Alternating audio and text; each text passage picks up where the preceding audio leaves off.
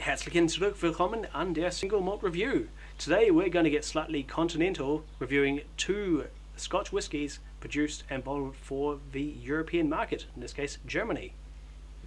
Yes indeed, we've got a couple of wild cards here from Glenfarclas, which I was able to very luckily secure down here. Goodness knows how they ended up in that particular warehouse, but I was able to get a hold of them. So, yes indeed, they are both from Glenfarclas. We have Passion and Springs.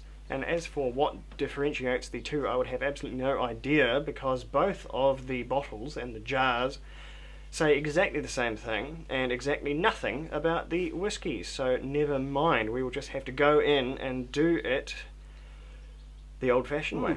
I came here all excited to use my BA in German for just about the first time in my life. It turns out though the text, as Tim says, on both tins, both bottles, identical. Aside from the name on the particular whiskey, there is no discernible difference. Fairly prescriptive stuff, although they are very, very sure to let you know that it is matured in sherry casks, because Germany, as well as a lot of Europe, is fairly obsessed with sherry matured whiskey. For whatever reason, it's extremely popular there, more popular than an age statement, which is what they're going for here. You certainly can't buy no age statement at Glenfarclas except for the 105, and that's no big secret that that's 10-year-old whiskey. No age statement Glenfarclas in the sort of Western market. So this, straight up there. No age statement, away you go, buying this because it's sherried whiskey, and that's what's popular. But is it good? That's the real question, so that's what we're here to find out. So we're going to start with the Springs. These I have pre-tasted, and I think they're very, very similar, so that's why we're going to do them in the same video rather than bother to split it into two. So here we go. We have this fetching portrait of a mountain brook. But beyond that, not much to tell us what we're getting into. 46% ABV in both cases.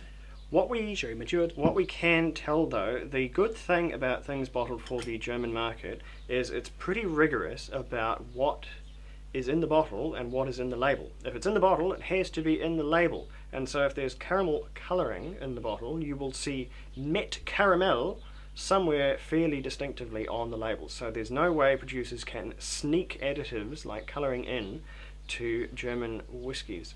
So this one does not have any colouring in there, so we're looking at natural colour, and it is not, because I've tested it, chill filtered. This will cloud up very nicely with a bit of water, so we're actually seeing a fairly true expression of Glenfarclas in here, whatever the age may be.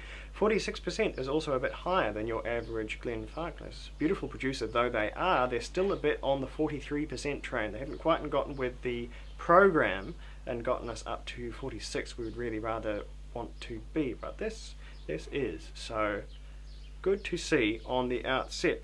Otherwise, it's a fairly medium colour for a sherried whiskey, so that tells us that it certainly wasn't anything close to first fill sherry. There's probably a wee bit in there, but that'll be a mix of, I'd say, dominantly second fill, maybe even a little bit of third fill gone in there as well. It's strong, sweet, and slightly prickly on the nose. There's a lot of very young whiskey in there, I believe.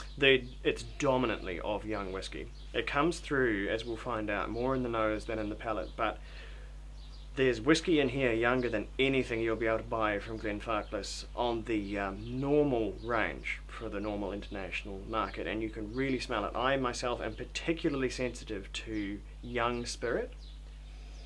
Not that I dislike it, just doing some home distillation myself, I'm very, very aware of what it smells like. It has a very distinct scent, and this has it in spades. It's a really young aroma coming out of this.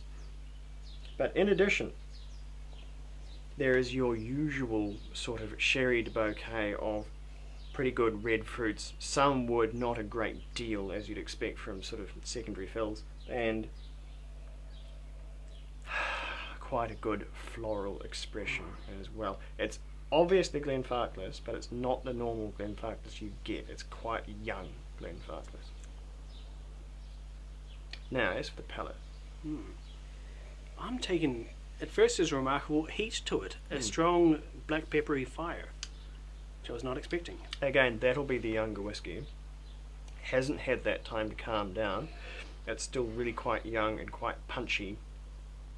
expressing some really pretty raw flavours on the palate, which is not to say it's bad, it's just a different style, not quite what we're used to in the more cosmopolitan market. If you're used to your Glenfarclas 15-year-old, which is probably what I would associate this to most closely in terms of its style. Beyond that, there's some hard sort of boiled toffee. There is some, I use the term a lot, but some marmalade, some mostly sweet but slightly bitter combination of fruits. There is citrus, largely orange peel here. It's quite a bittersweet whiskey. There's a lot of youthful spirit in here. There's quite a lot of keen acetone, quite a lot of fairly raw ethanol quality to it. I'm going to add quite a lot of water to this one because I'm expecting big things to open up and really change. Where this turns into a much better whiskey for me is in halfway down the finish. I think that's when some of the top dressing comes in, because this, as an Age Statement whiskey, will be a mixture of primarily very young whiskey, which has been made palatable and made good by the addition of much, much younger whiskey. Only as much as it needs, you wouldn't want to waste it, but it's in the finish that intriguing, more mellow, longer flavoured older whiskey is coming out, and it's really rather good. Now it's had time to warm up and absorb that water and change slightly and breathe a little. I'm smelling much more perfume, some flowers, and more of that acetone. The water has really changed. Now, with the 46%, it does give it more opportunity to take water, and as a young spirit, it's more able to take water than an old one. There's less risk of breaking it down and overwhelming it with too much water than with a more fragile older spirit. And you see there, it's already beginning to cloud up with that addition of water, so there's your guarantee of non-cold filtration there. I'm getting a lot of vanilla, a lot of flowers. Have you ever had those kind of, I think, geraniums and the like, flowers that can be eaten? That does a spicy floral flavour to them. That brings out a lot more of the Highland honey. Sweeter characters there. There's still quite a lot of raw spirit in there, and whether or not that's a positive or a negative is entirely up to your personal taste. There are some people, particularly in the European market, particularly in Italy, where they buy a lot of 3 to 5 year old malt, I hear. It just depends on the sort of personal and the national taste.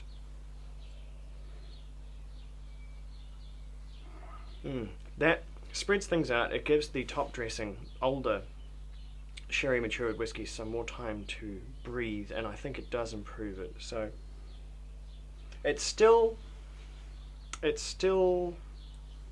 I'd have to call it Glenfarclas on a budget, because it is extremely affordable. This did not cost me a lot of money, neither of them did. They're both more or less the same price. They're pitched at the same angle. So yeah, Glenfarclas on a budget. It has all the character of that producer, but it really lacks quite a lot of the finesse.